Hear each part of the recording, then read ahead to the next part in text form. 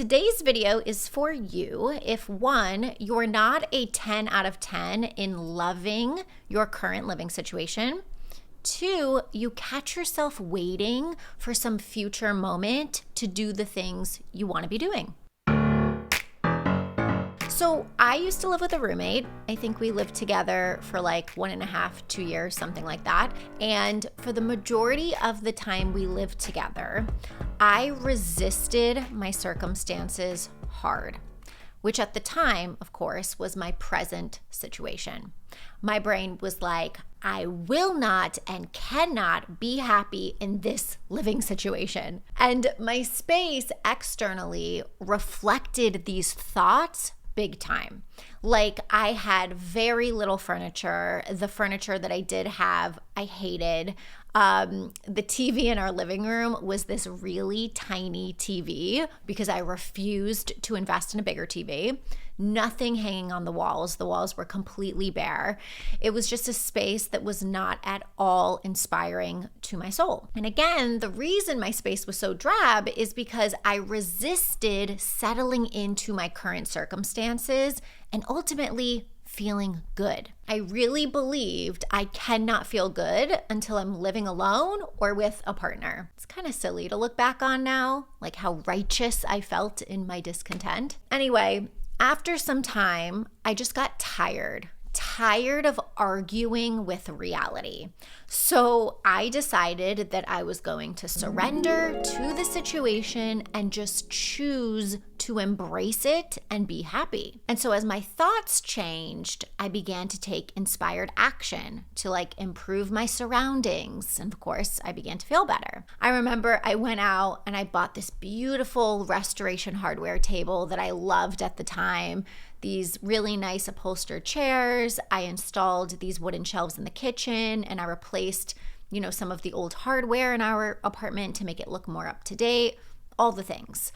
This was me accepting my reality as it was. Well, lo and behold, not too long after that, after surrendering to the present, letting go of my resistance and feeling better, Nathan and I moved in together. I think it was 6 months later or something like that. I tell you all of this because the more we resist the present moment, the longer our desires take to manifest. Our brains like to tell us, oh no, if I settle into this moment in front of me and I accept it, I won't get to where I want to go. A lot of us do this in our jobs as well. I see this a lot. If I relax into this job that I no longer want, then I'll stay stuck and never get what I actually desire. If I don't overthink and obsess over this problem in front of me, I'm going to lose control and nothing will change. But the opposite is true. Surrendering to the present moment is where all of our power lies in creating new results. When we shift our focus to solutions and improvements, we connect to a state of possibility and empowerment.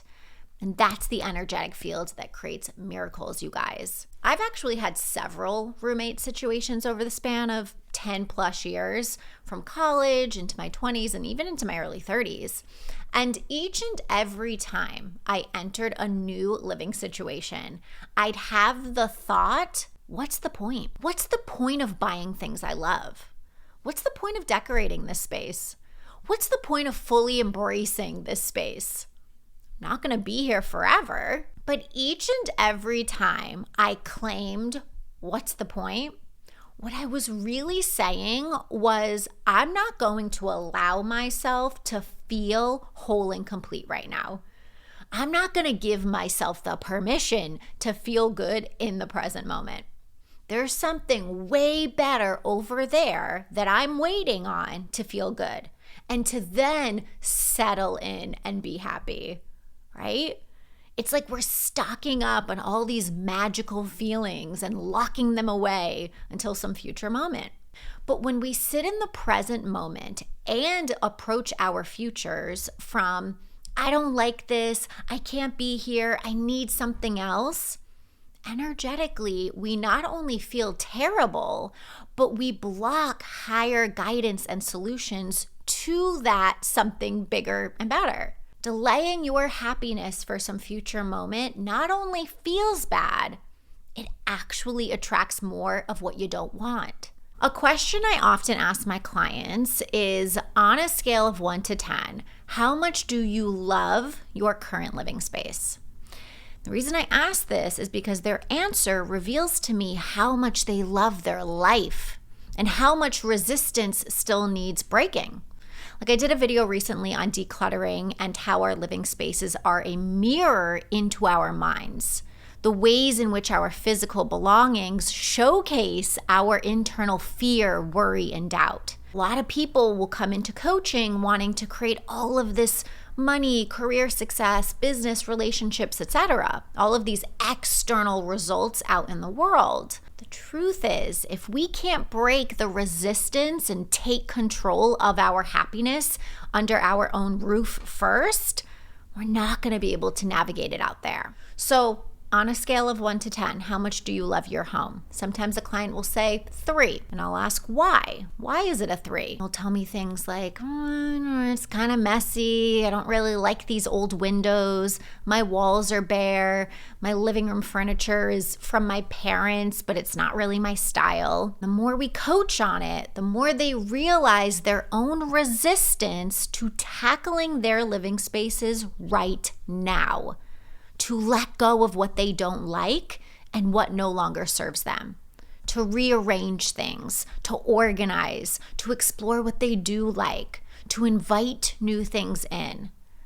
And their resistance to doing all of that, which is a choice and very much in their control right now in the present, is because they're waiting for a better living situation, waiting to get a career they love, waiting for their business to take off, waiting for the relationship first. This is what I mean, you guys. Notice what you're waiting on, what you're waiting for. Notice what you're waiting to do until your living situation changes or something better comes along first.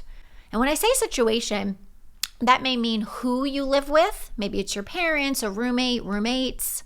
Maybe it's your location. Maybe you're like waiting until you move out of that town or city and into your dream state. Maybe you're waiting until you have your dream home to do the things you want to be doing. I can definitely relate to that one. Resisting the present moment right now only prolongs your results out there. Not too long ago, I asked myself, okay, what miraculous things am I doing over there at my dream house that I've convinced myself I can't do right now? And that question, and more importantly, the answers were shocking. When I looked over there, 80% of the things I was doing in my dream home were things I could absolutely be doing right now. So for example, trying new recipes. I could see myself over there cooking up a bunch of different foods like on a Sunday. My brain was like, you can't do that. Not until you have a big shiny kitchen with an island. Even though you have a kitchen, it's not good enough. Another activity I saw myself doing over at my dream house was like sitting outside with a glass of rosé, listening to music with all the windows wide open. Nope, can't do that either. Not in your current place. It's not as magical. You live in the city. You don't have that big outdoor space like you do over there. I saw myself like sorting through my photos and creating one of those really nice, beautiful gallery walls. What's the point? You're really gonna do that now under these conditions? It's crazy. And I know these are simple examples, but literally these are the things I saw myself doing in the future at my dream house. Simple, joyful acts that I could 100% be doing right now. The only reason I wasn't is because I deemed the present moment not good enough. And so I just decided I'm going to do those things right now. I'm going to sit down with my cookbooks and choose all the different recipes I want to try. And then I just started trying a few recipes a week. I literally took my beach chair from our storage closet. I plopped it outside on our very narrow balcony, opened the windows and played music. I also went out and I bought one of those magnetic screen doors. I don't know if you guys have ever seen those, for our front door to let in even more light in. No more waiting. In my future home, I had these carefully curated playlists that I had created. A playlist for every occasion. I had one for dinner parties, pool parties, acoustic Sundays. And I'm like, why am I not creating these playlists now? Oh yeah, because I'm waiting. No more waiting. So then I just dove into Spotify. I stopped delaying the fun. That's my point. The fun of all these things I saw myself doing over there. What are you waiting on? What are you resisting in your current living space? Another great example. In fact, a client of mine presented this same resistance once on our call and we had a good laugh about it. But I love candles, love them. And at one point, I think when I was living with my roommate, I noticed my brain being like, you cannot burn your favorite candles, not under these conditions. Save those. Keep those until your next house.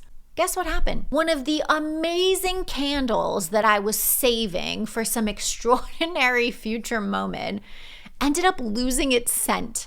Seriously, I saved it for so many years in a closet and it lost its scent. So I couldn't even use it. I mean, I could, but it wouldn't smell nice. I mean, it's funny now, but this is what I mean. Stop resisting joy under your own roof. Burn those candles, play that music, open those windows, dance around in your kitchen. Let go of belongings you don't like. Get rid of belongings that no longer serve a purpose. Invite pieces in that you love now. Start that passion project. You don't need to wait until you have your own office or whatever. Your power lies in the present moment. Enjoy your current living space and the journey. Loving what is and feeling good in the here and now is the fast track to your future dreams. I'm speaking your language, people, and you're done thinking about change and waiting on change and you're ready to go. You can join my coaching program today. Instant access, people. Coaching is a lot of fun, and I hope to see you inside. I'll put the information under this video.